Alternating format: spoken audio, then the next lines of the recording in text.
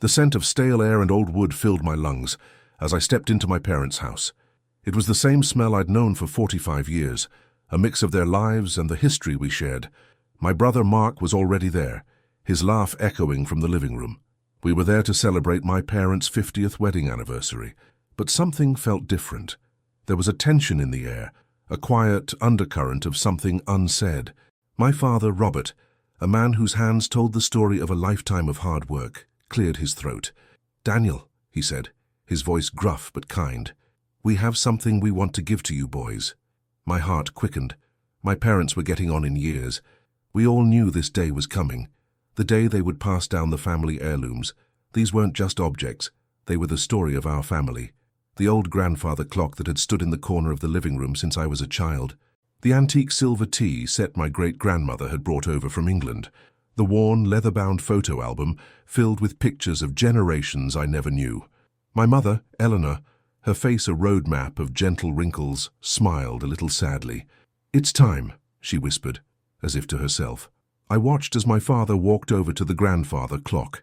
Its pendulum swung back and forth, a metronome marking the rhythm of our lives. He looked at me, then at Mark. "Mark," he said, "this clock has been in our family for over 150 years. I want you to have it." My stomach dropped. I had always assumed the clock would be mine. Mark didn't have the same appreciation for history that I did. He was a man of the new age, a tech entrepreneur who lived a fast-paced digital life. I was a history teacher, a man who found solace in the past. But I said nothing. The air was thick with expectation, and I didn't want to spoil the moment. Then my mother walked over to the old mahogany cabinet and carefully pulled out the silver tea set. "And this," she said, her voice soft, "is for you, Mark." A cold dread settled in my chest. The tea set. I had spent countless hours as a boy polishing it with my mother, listening to her stories about the ancestors who had used it. It was a ritual, a bond we shared. And now, it was his. Mark, oblivious to the storm brewing within me, took the tea set with a casual smile. "Thanks, Mom." "This is great," he said, and I swear I saw him glance at his watch. He was already thinking about his next business meeting. My father then handed Mark the photo album. "This is the most important of all," he said. "It's our family's story. It's in your hands now, son." I stood there, a silent spectator to the dismantling of my family's legacy, as if I were a stranger in my own home. My parents, the people who had raised me, the people I loved more than anything, were giving everything to my brother, and I was getting nothing. The rest of the evening was a blur. I tried to smile, to pretend everything was normal, but every time I saw Mark with the clock, the tea set, or the photo album, a knot of resentment tightened in my gut. He was holding my history, my memories. Later that night, as I drove home through the quiet suburban streets, the anger finally boiled over. I gripped the steering wheel so tightly my knuckles turned white. My parents had always preached about fairness, about treating us equally, but this felt like a betrayal. I had spent my life as the dutiful son, the one who stayed close, who helped them with their finances, who took them to their doctor's appointments. Mark, the golden boy, had moved across the country for his career, rarely visiting, always too busy. Yet he was the one being rewarded. I pulled into my driveway and sat in the car, the engine still running, the low hum a soundtrack to my turmoil.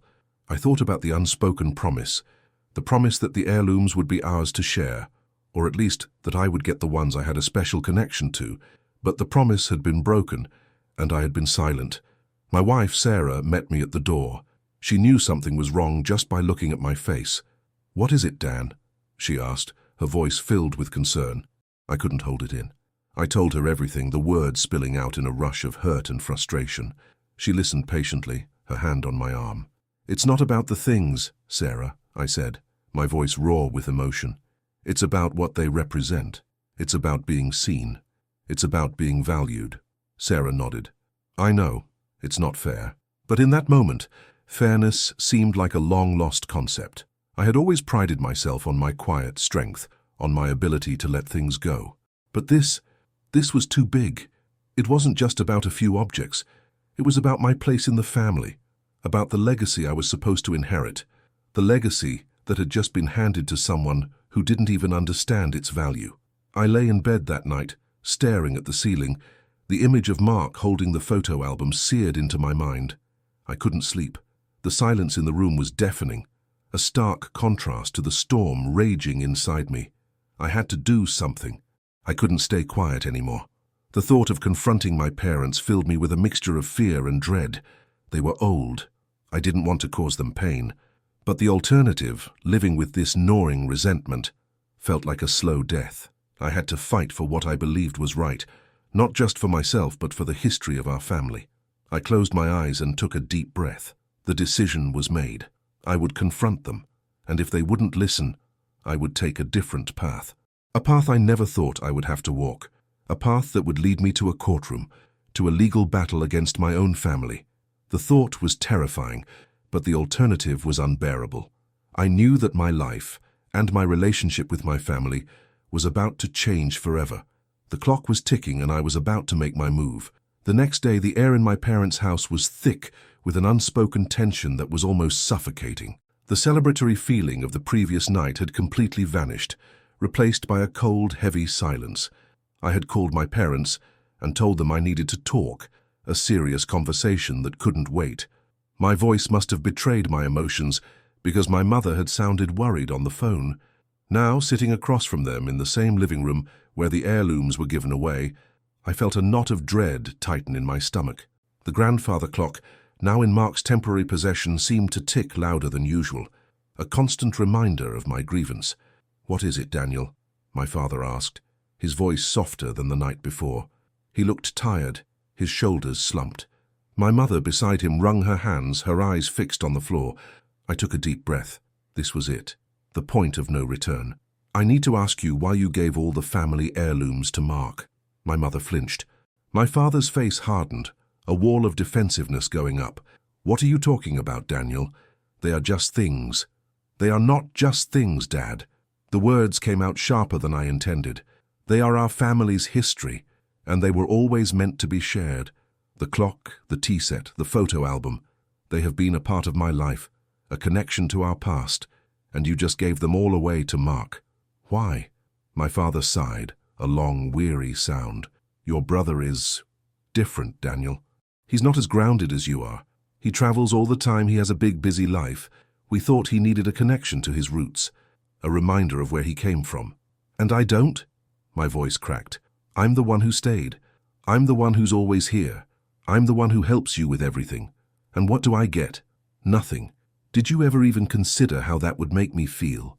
My mother finally looked up, her eyes filled with tears. "We love you both the same, Daniel. We do." "Then why did it feel like a slap in the face?" I asked, the pain in my voice raw. "You talk about fairness, but there was nothing fair about what you did. You didn't even talk to me about it. It was just a decision you made without any thought for my feelings." My father ran a hand through his thinning hair. "We didn't think you would care so much. You're so stable, so settled. You have your own life, your own family.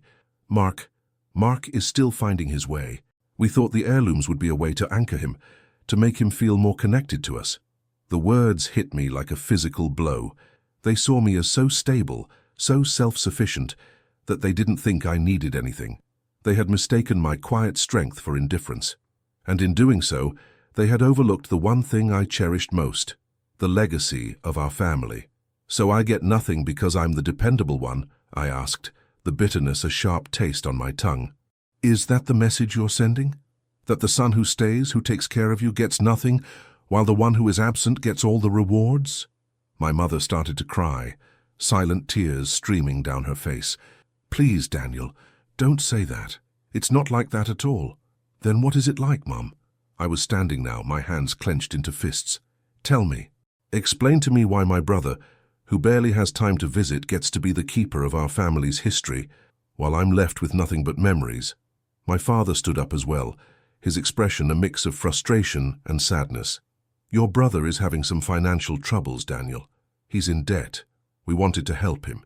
We thought we could sell a few of the smaller heirlooms to get him back on his feet.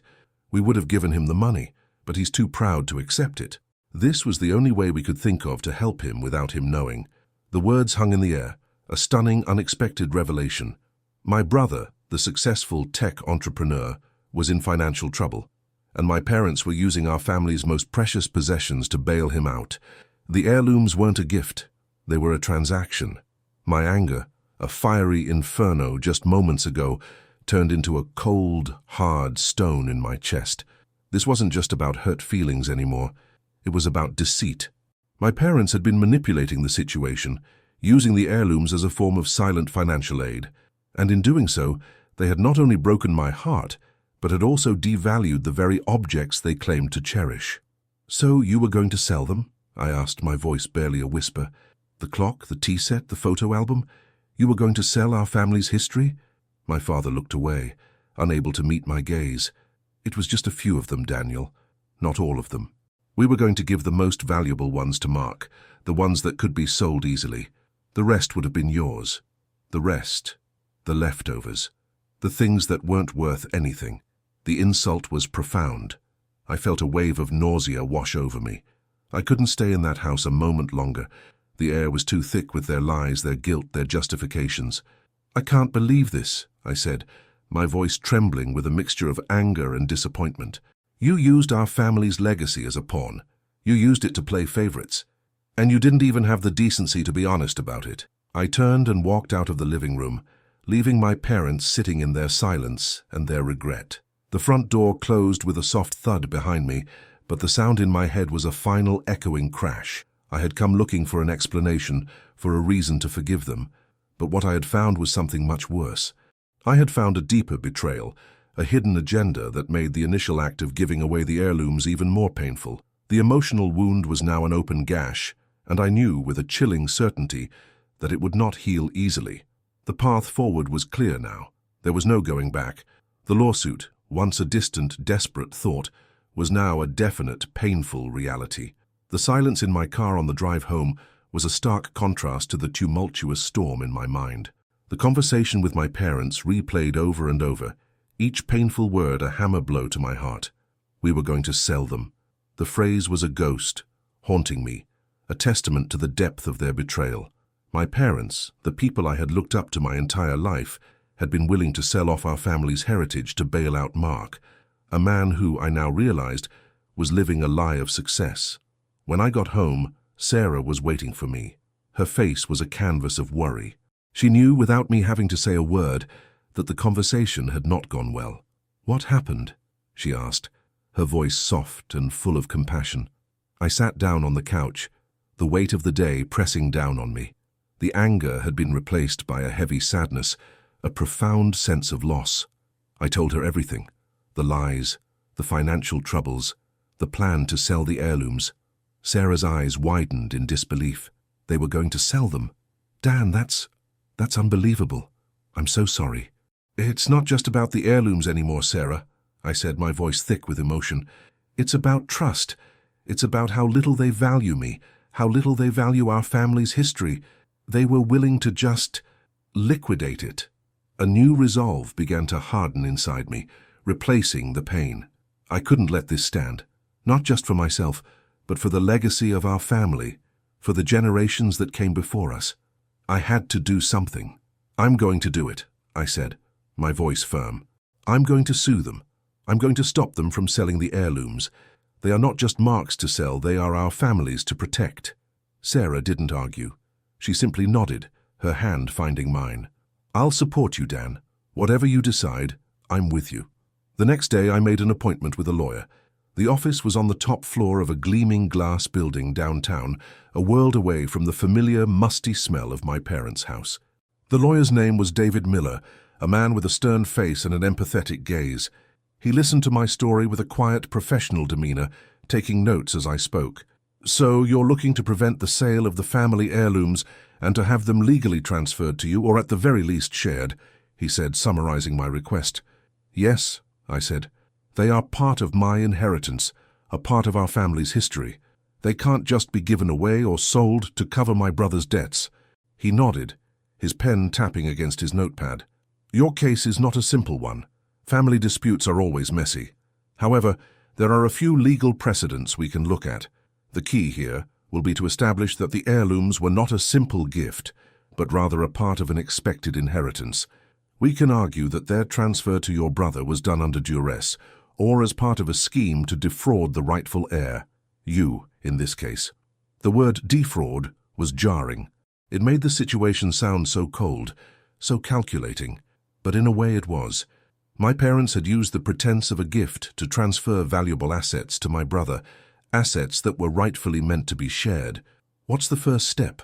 I asked, a sense of nervous anticipation bubbling up inside me. "First, we'll send a cease and desist letter to your parents and your brother," he said. "This will legally inform them that you are contesting the ownership of the heirlooms and will prevent them from selling them until a legal resolution is reached. This is a crucial step. It puts the brakes on their plan."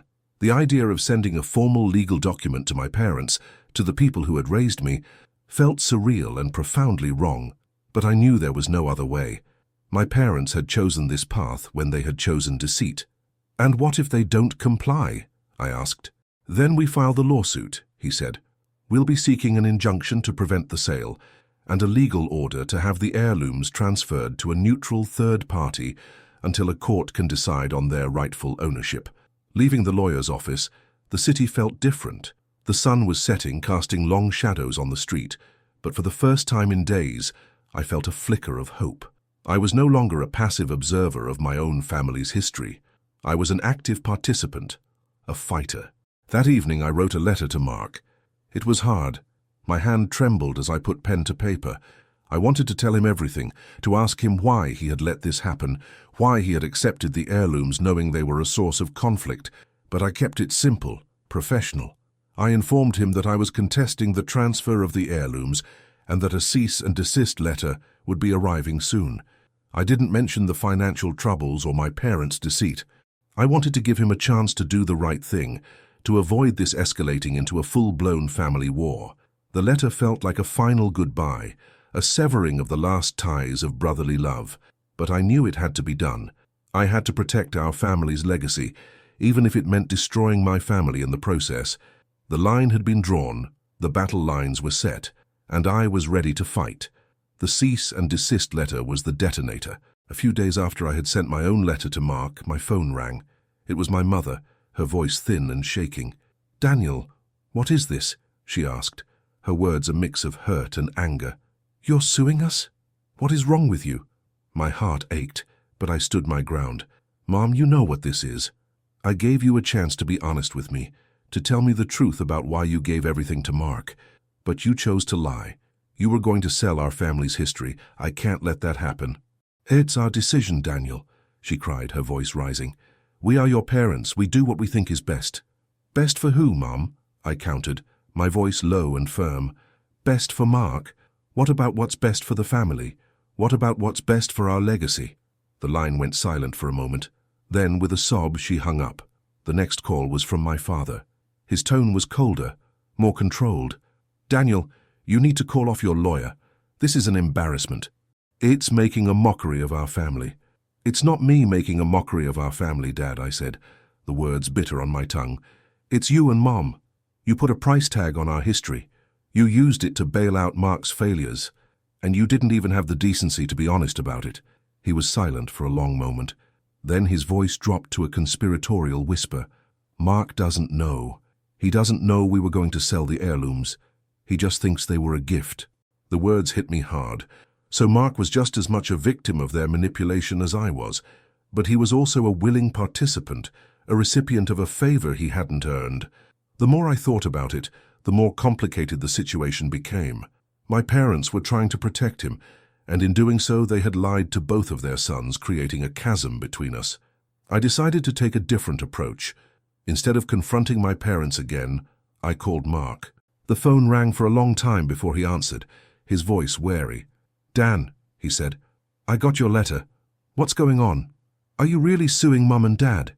"I don't want to sue them, Mark," I said, my voice heavy with a mix of frustration and sadness. "I want to stop them from destroying our family's history." "What are you talking about?" "They gave me the heirlooms as a gift," he said, his voice rising in confusion. "A gift for the anniversary." "That's not the whole story, Mark," I said, taking a deep breath. This was it, the moment of truth. They were going to sell them. Or at least, they were going to sell some of them. They gave them to you to help you with your financial troubles. The heirlooms were a bailout, not a gift. The line went silent. The only sound was the faint hum of a dial tone. Then Mark's voice, now a whisper, came through the receiver. What are you talking about? My financial troubles? How do you know about that? Dad told me, I said. They thought you were too proud to accept money, so they gave you the heirlooms instead. They were going to sell them, Mark. The grandfather clock, the tea set. They were going to liquidate our history to cover your debt. The shock in his voice was palpable. No, that's not possible. They wouldn't do that. They did, Mark, I said, the words a hammer blow. They were going to.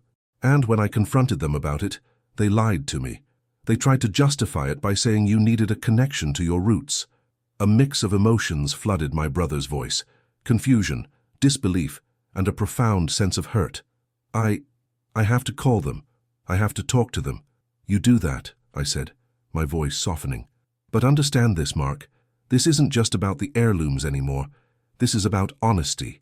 This is about trust. And I'm not going to sit back and watch them destroy our family's legacy just to cover up your mistakes. I hung up the phone, my heart pounding in my chest. I had done it. I had unveiled the painful truth. Now the ball was in Mark's court. He could either side with our parents or he could stand with me. I didn't know which he would choose, but I knew one thing for certain. Our family would never be the same again. The quiet, unspoken resentment had exploded into a full-blown family feud. And I was in the middle of it all, standing on the right side of history, even if it meant standing alone.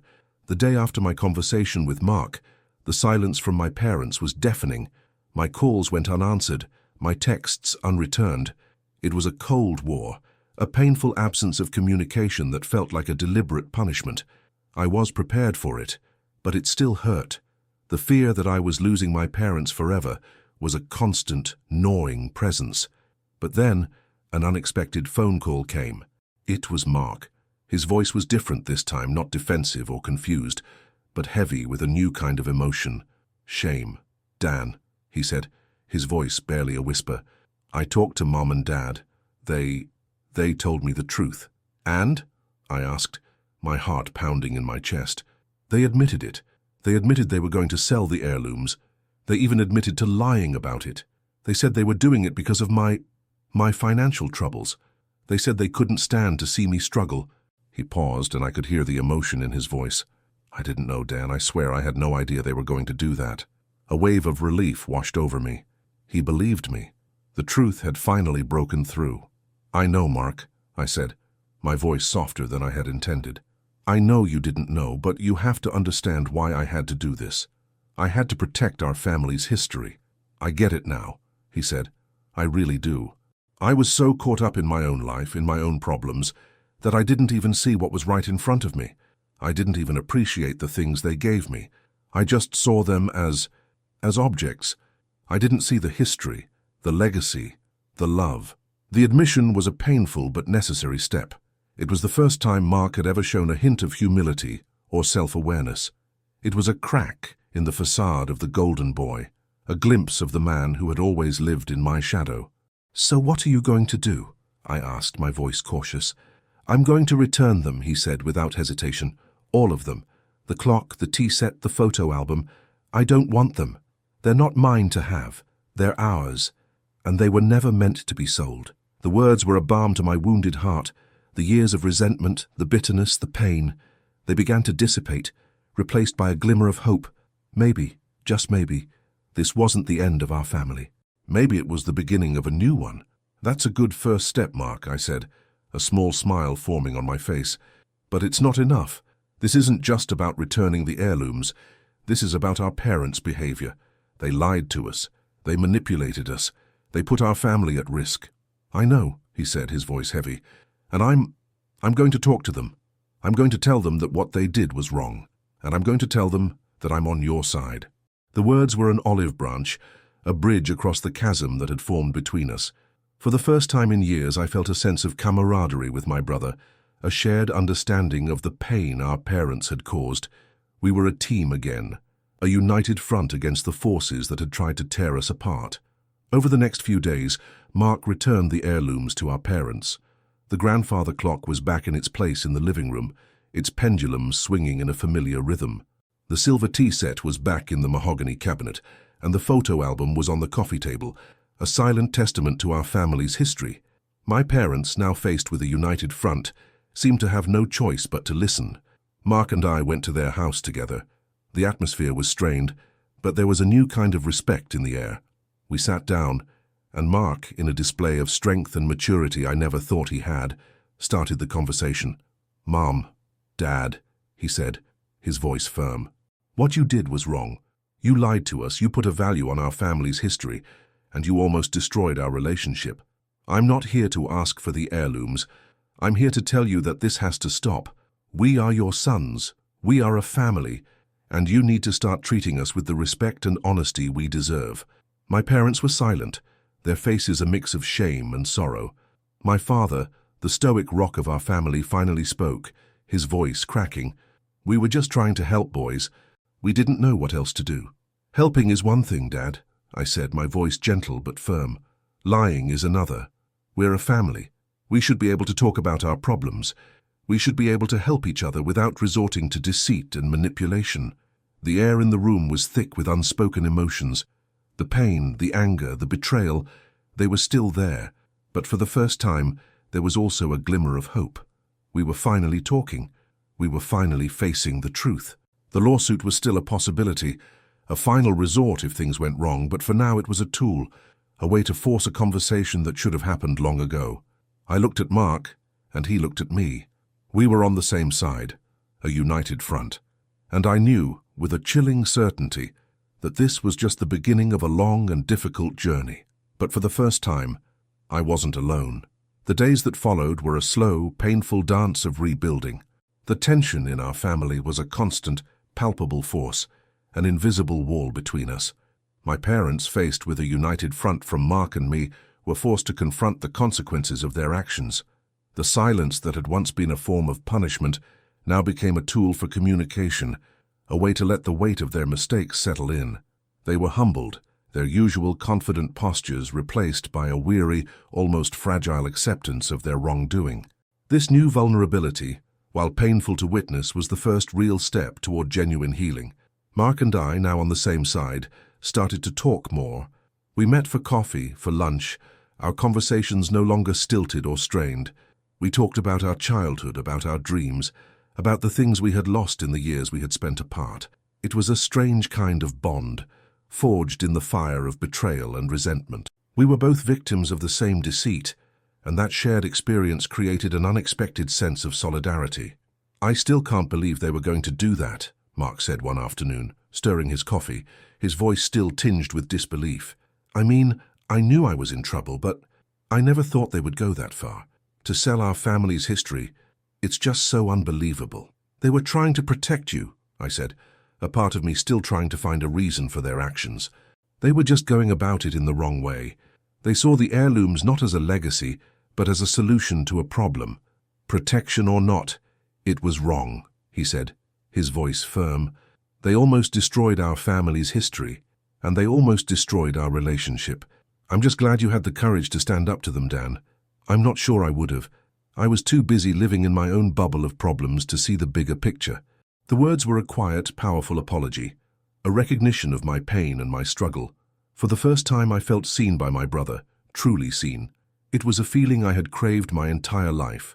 His humility was a profound and necessary step towards our reconciliation, a sign that our alliance was a genuine one, not just a temporary truce. We decided to approach the situation with a plan. We wouldn't just sit and wait for our parents to apologize. We would actively work to rebuild the trust they had broken. We suggested family therapy. The idea was met with resistance at first. My father, a man who believed that family problems should be handled behind closed doors, was especially hesitant. But with Mark and I united, he had no choice but to agree. The looming threat of the lawsuit, though now a distant thought for me, was a clear motivator for him. The therapist's office was a neutral, quiet space, a stark contrast to the emotional battlefield of our home. We sat in a circle, the four of us, and for the first time in a long time, we talked. The therapist, a kind, patient woman named Dr. Evans, guided the conversation, forcing us to confront the issues we had long avoided. "Robert, Eleanor," she said, her voice gentle but firm, "can you tell me why you felt the need to lie to your sons about the heirlooms?" My father, ever the stoic, was the first to speak. We just didn't want to cause any trouble. We knew Daniel would be hurt if he knew the truth, and we didn't want to burden him with Mark's problems. But by not telling the truth, you caused a different kind of trouble, Dr. Evans said. You caused a deep sense of betrayal. Daniel, can you tell me how that made you feel? The question opened the floodgates. I spoke about the years of feeling undervalued, of being the dependable son who was always overlooked. I spoke about the unspoken promise, the expectation that the heirlooms would be mine. The words came out in a rush, a torrent of hurt and frustration that I had held inside for so long. My mother, her face wet with tears, reached for my hand. "I am so sorry, Daniel," she said, her voice raw with emotion. "I had no idea you felt that way. We took you for granted. We thought you were so strong, so self-sufficient. We never stopped to think that you might need us too." The words were a profound, gut-wrenching admission. It was the apology I had been waiting for, the validation I had craved my entire life. "And Mark," Dr. Evans said, turning to my brother, "can you share how you feel about all of this?" Mark spoke about the shame, about the burden of his secret financial troubles. He spoke about the pressure to be the golden boy, the successful son, and the fear of failure that had led him to accept the heirlooms without question. He apologized to me, not just for accepting the heirlooms, but for his years of being absent, of being a bad brother. The session was emotionally draining, a raw, honest look at the messy, complicated dynamics of our family. But it was also a turning point. We were no longer fighting each other. We were fighting for each other. The lawsuit, a constant looming threat, now felt like a distant memory, a painful but necessary step that had forced us all to face the truth. We left the therapist's office, not as a family united by a lie, but as a family broken and rebuilding. The road to reconciliation was long and difficult, but for the first time I felt a sense of hope. The heirlooms, the grandfather clock, the silver tea set, the photo album, they were no longer just objects. They were symbols of our family's pain, our struggle, and our long, difficult journey back to each other, and I knew with a quiet certainty that no matter what happened next, we would face it together. The lawsuit had been a last resort, but it had ultimately served as the catalyst for the conversation we had needed to have for decades. The family therapy sessions had, in the beginning, been a battleground. Each week felt like a tense, emotional boxing match, where every word was a punch and every silence a defense. But slowly, over time, a cautious understanding began to replace the bitterness. The sessions became less about pointing fingers and more about understanding why we had all been so hurt in the first place. My parents, now stripped of their secrets and facing a united front from their two sons, were forced to confront their own flaws. My father, the stoic rock of our family, began to show a softer, more vulnerable side. He admitted to the fear he had felt for Mark's financial stability and the shame he felt for having to resort to such a deceitful plan. He apologized for the lies, his voice a raw and unfamiliar sound. My mother, the gentle peacemaker, became more assertive, guiding the conversations and holding us all accountable for our feelings and actions, pushing us to communicate rather than retreat into our old, familiar silence. Mark and I, the two brothers who had been on opposite sides of a painful divide, found a new kind of bond. Our weekly Sunday lunches at a quiet Italian place became a new ritual, a space for just the two of us to talk without the weight of our parents' expectations or the tension of a family gathering. We talked about our lives, our careers, our families, and for the first time in years we listened to each other. We discovered that beneath the layers of resentment and unspoken competition, we were just two men trying to do their best in the world. We found a shared sense of humor, a mutual respect for the lives we had built, and an understanding of the struggles we had faced in our own separate ways. The more we talked, the more we realized that our rivalry had been a fiction, a narrative imposed by external forces and our own quiet insecurities. One afternoon, sitting in our usual booth, Mark's expression turned serious. "Dan," he said, his voice low, "I've been thinking a lot about the lawsuit. I'm going to drop it. I'm going to tell Dad to call off the lawyers." I was stunned. The lawsuit, once a desperate last resort, had become an unspoken threat, a reminder of the chasm between us. The legal battle had served its purpose. It had forced a conversation that should have happened years ago. It had forced us all to face the truth, but now the thought of letting it go, of relinquishing that power, felt both terrifying and liberating. "Are you sure?" I asked, my voice cautious. "After everything we've been through?"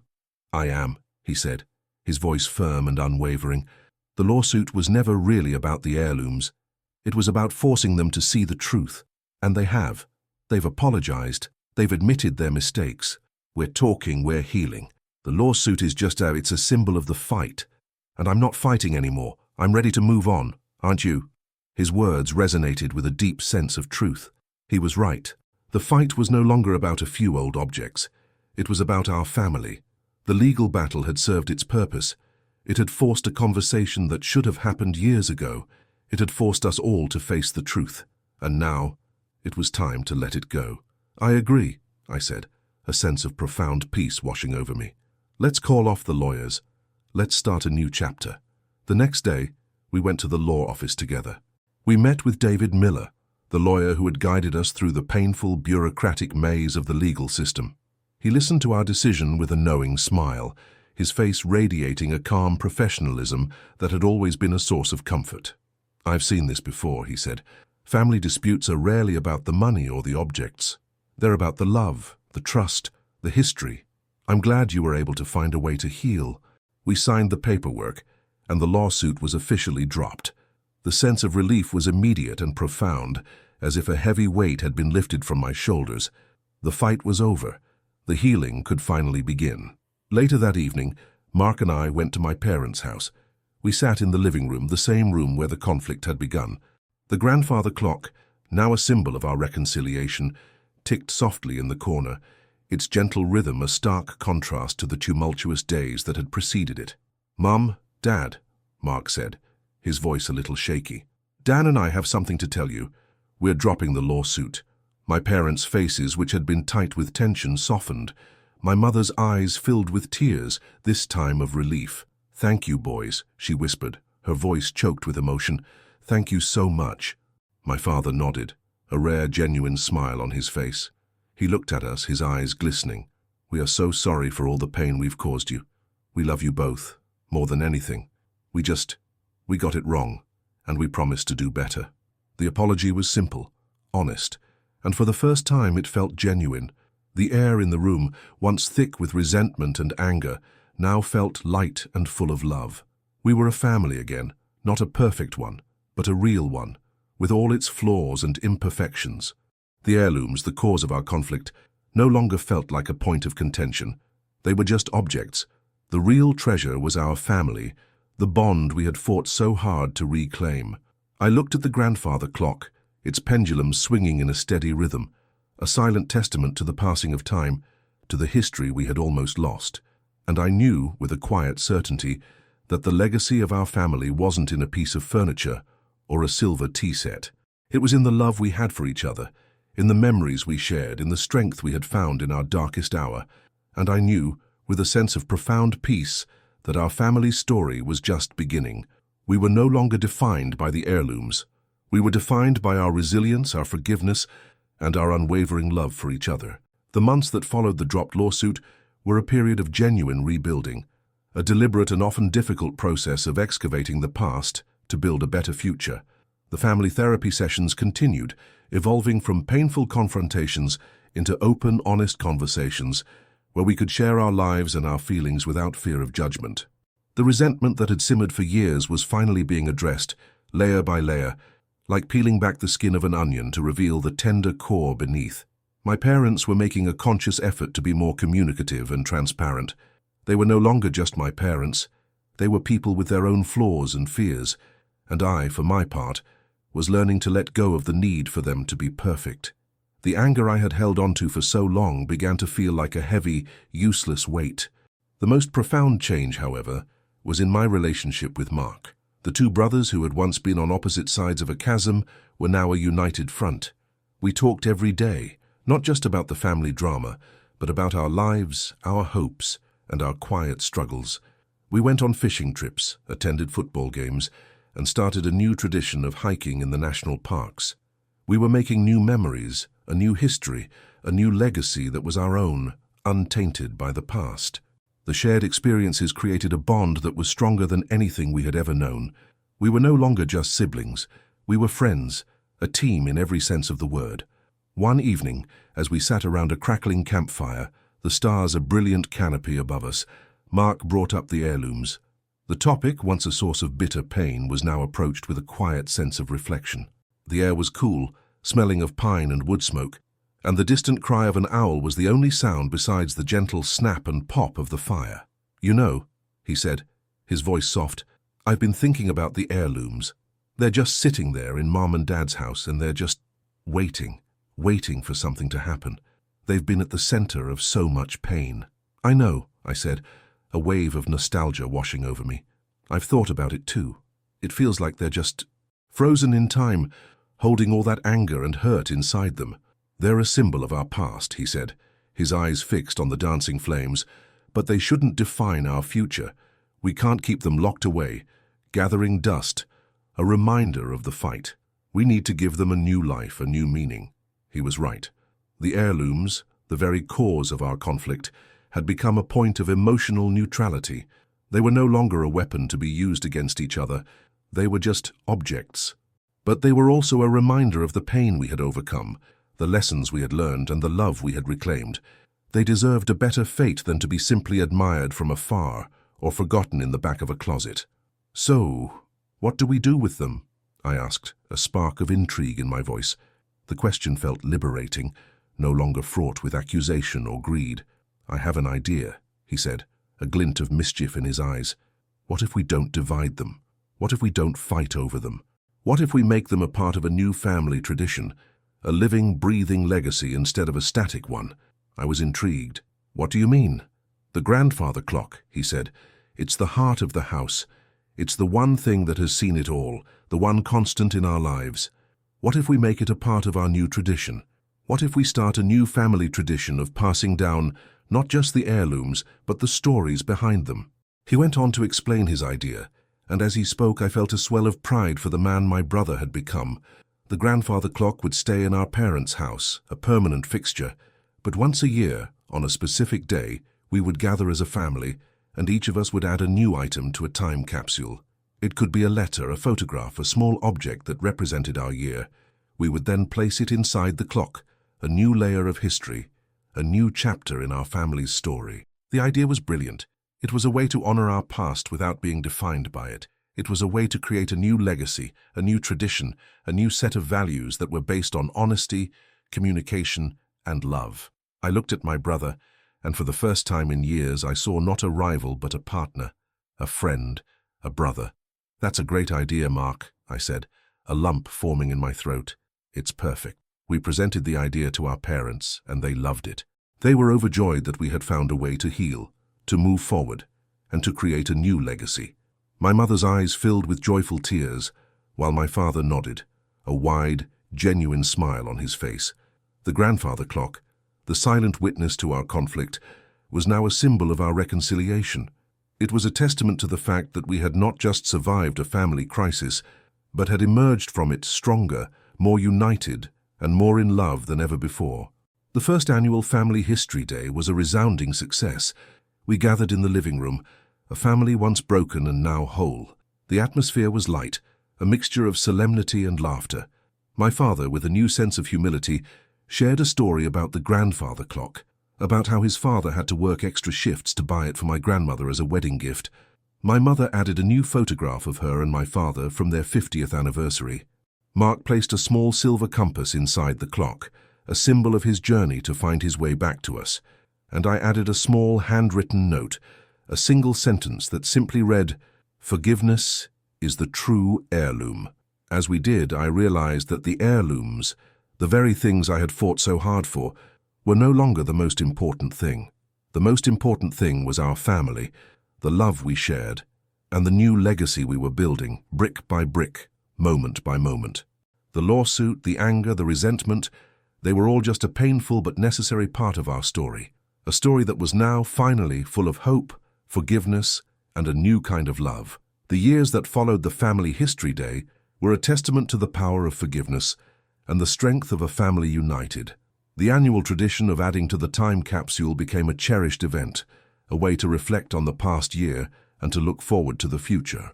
The grandfather clock, once a silent witness to our pain, was now a symbol of our resilience, a living, breathing record of our family's story. It wasn't just about preserving the past, it was about actively creating a new present, one filled with honesty and connection. My relationship with my parents was not perfect, but it was honest. We talked about our feelings, our fears, our dreams, and the small, mundane details of our lives that had once felt so distant. I was no longer the dependable son who was taken for granted. I was just Daniel, a man who had his own struggles, his own triumphs, and who was no longer afraid to be vulnerable with his parents. And they were no longer just my parents. They were Robert and Eleanor, a couple who had made mistakes, who had learned from them, and who were now finally truly living. They had found a new kind of freedom in their honesty, and it was a joy to see. And my relationship with Mark. It was a bond that had been forged in the fire of betrayal, a friendship that had been born out of conflict. We were more than just brothers. We were partners in life, in love, and in our family's history. We were two different men, with two different lives, but we were united by a shared past and a new shared future. We had each other's backs in a way we never had before, a quiet understanding that we had fought for our family and won. One evening, as I was visiting my parents, my father pulled me aside. We stood in the living room, the grandfather clock ticking softly in the background, a silent accomplice to our conversation. "Daniel," he said, his voice filled with emotion, I want to talk to you about something." I was a little surprised. My father was a man of few words, and this felt different. He gestured toward the heirlooms. "It's about the heirlooms," he said. "The clock, the tea set, the photo album. They're yours. They always have been. They're part of your legacy, a part of your story. I want you to have them. I want to make things right." I was stunned. The lawsuit, the conflict, the pain. It all came rushing back, a flood of memories I thought I had laid to rest. But I shook my head, a profound sense of peace settling over me. "No, Dad, they're not mine. They're ours. They're a symbol of our family, and I don't want them in my house. I want them here, where they belong, where they can be a part of our new tradition, a constant reminder of how far we've come." He looked at me, a profound look of understanding in his eyes, and a single tear rolled down his cheek. "I understand, son," he said, his voice thick with emotion. "I understand." In that moment, I realized that the lawsuit, the fight, the pain, it had all been worth it. I had not just fought for the heirlooms. I had fought for my place in the family, for my voice, for my right to be seen. And in doing so, I had not only reclaimed my history, but I had also helped my family heal. The lessons I had learned were profound. I had learned that love is not always a given. It has to be earned, fought for, and protected. I had learned that honesty, while painful, is the only way to build a real, lasting relationship. I had learned that family is not just a group of people who are related by blood. It is a group of people who choose to love each other, who choose to forgive each other, and who choose to fight for each other. The heirlooms were still in the living room, the grandfather clock, the silver tea set, the photo album, but they were no longer just objects. They were symbols of our journey, a testament to our resilience, a monument to our love. They were a reminder of the pain we had overcome, the lessons we had learned, and the future we were building together. And I knew with a quiet sense of peace that our family story was not just about the past. It was about the present. It was about the future. It was about the new legacy we were building, one day at a time, one memory at a time, one act of love at a time. The lawsuit, the anger, the resentment, they were all just a painful but necessary part of our story, a story that was now finally full of hope, forgiveness, and a new kind of love.